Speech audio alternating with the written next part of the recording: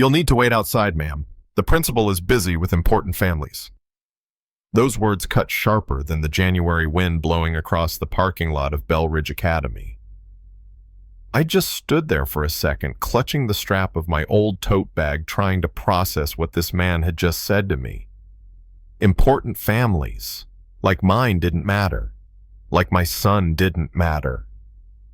I glanced at Jalen, 12 years old, in a blazer I'd spent 3 hours tailoring so it would fit just right.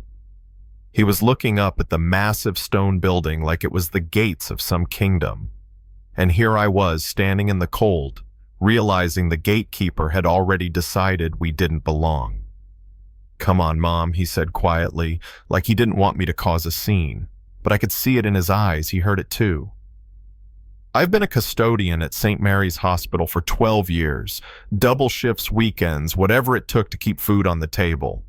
I didn't bring my son here to be somebody's charity case. He earned his place, scored higher on the entrance exam than kids whose parents paid more in tutoring fees than I make in a year.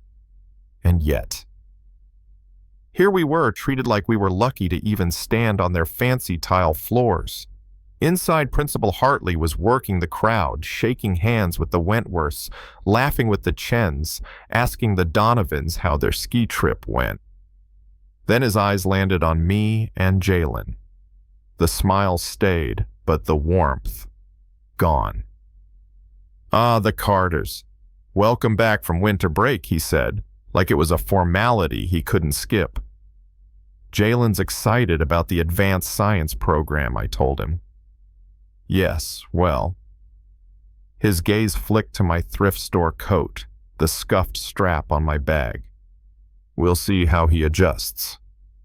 The academic rigor here is different." I felt my hand tighten on Jalen's shoulder.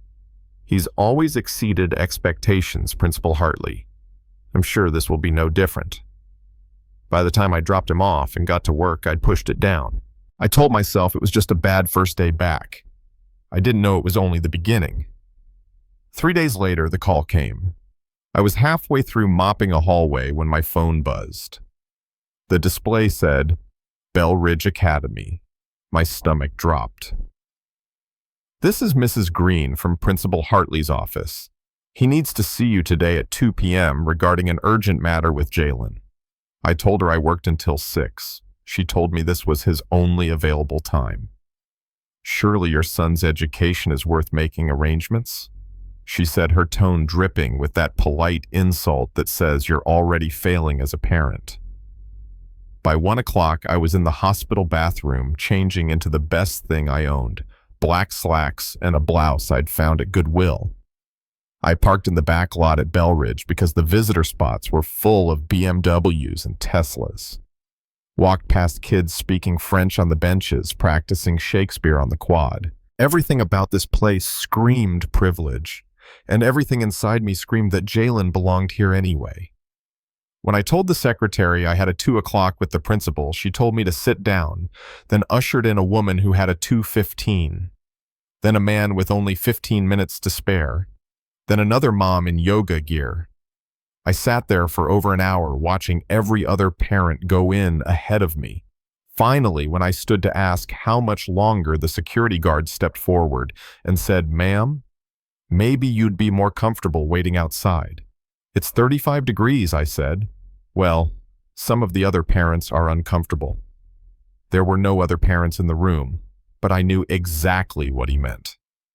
By the time Hartley called me in 2 hours, and 45 minutes later, I was frozen furious and holding back the urge to unload every word I'd swallowed since Monday. He didn't apologize for making me wait. He just adjusted his glasses and said, "We have concerns about Jalen's fit at Belridge.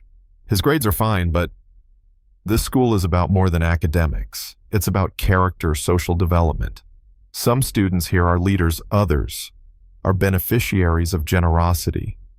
When beneficiaries forget their place, it creates problems." "His place?" I asked. He shifted in his seat. Today, he disrupted his physics class, challenged the teacher's authority. He corrected an error I shot back, and the teacher agreed he was right. Hartley leaned forward. Some parents, very influential parents, are concerned. His entrance exam score was unusually high for a student from Westbridge Middle. It raises questions. Test him again, I said. Test him 10 times. He'll ace every one. He gave me a thin smile. Or you could transfer him to Washington Prep. He'd be more comfortable there, less pressure. What you mean is less threatening to the kids whose parents fund your building projects. His eyes hardened. If he stays, he'll be under scrutiny. Every assignment, every interaction, documented. Is that what you want? I stood up. What I want is for my son to get the education he's earned. If you think you can scare me into taking that away from him, you've underestimated the wrong mother. The next day, I took another half-day off. I'd heard the results for the National Young Scholars Competition were being delivered. 6 weeks ago, Jalen had taken that exam, a 4-hour test monitored by outside proctors with cameras and biometric scans. Nobody could cheat.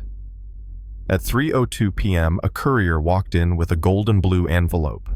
Hartley snatched it, ripped it open, and I swear I saw the color drain from his face. Jalen Carter, top % in the nation. Highest score in the state. 3rd highest in the entire country. At 12 years old. The room went silent. Then Mrs. Donovan, whose daughter scored in the 70s, blurted, "That's impossible. External proctors. Cameras. No way to cheat," the secretary said. Hartley kept reading. His voice getting smaller. Invitations from MIT's summer program, NASA's Young Researchers Initiative, Harvard's Early Scholars, Princeton's Math Circle. And then the kicker, an invitation from the White House Science and Technology Office for Jalen to present at the National Science Festival. Board members started filing in for their meeting, buzzing about the Carter boy. Then the chairman, Mr. Aldridge, walked in. The man carried more weight than the principal, and everyone knew it. He glanced at the letter, then at Hartley. "This," he said, "is the kind of student who puts Belridge on the map for the next decade. And you were evaluating his fit." Reporters showed up within the hour. Cameras, microphones, flashes. Hartley had to stand there and tell the news how proud the school was of my son less than 24 hours after threatening to drive him out. And then Mrs. Price, the librarian, stepped forward and handed a reporter her phone. "This is the email the principal sent yesterday calling Jalen a disruptive influence and ordering us to document anything that could get him removed." The room exploded. When they stuck the mic under my chin, I didn't waste my breath on Hartley. I looked straight into the camera and said, "Talent lives in every neighborhood. Opportunity doesn't. My son proved what happens when you finally give it a chance." 3 months later, Hartley was gone, replaced by Dr. Simone Brooks, a black woman with a PhD from Harvard and a fire in her gut for leveling the playing field. Jalen had started the Carter STEM Scholars Program, bringing in 5 new kids from underserved communities every year. Madison Donovan, who once rolled her eyes at him, was now his study partner. Her grades had jumped 2 letters. That spring, at a packed assembly, Jalen stood on stage and said, "Someone told me I didn't belong here. They were wrong. My place is wherever my mind can take me, and I'll make sure kids like me know they belong too." The standing ovation lasted a full minute. Even I had tears in my eyes, and I'm not the type to cry in public.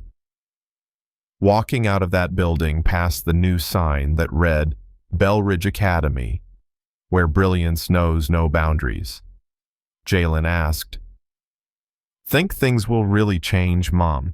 I told him, "Change is slow, baby, but you crack the door open, and every time another kid like you walks through, it'll open a little wider." Now I'm asking you, what do you think? Was this just one win in a long fight, or proof that even the most exclusive gates can be forced open? Drop your thoughts in the comments. Tell me if you've ever seen someone underestimated, and then prove everybody wrong.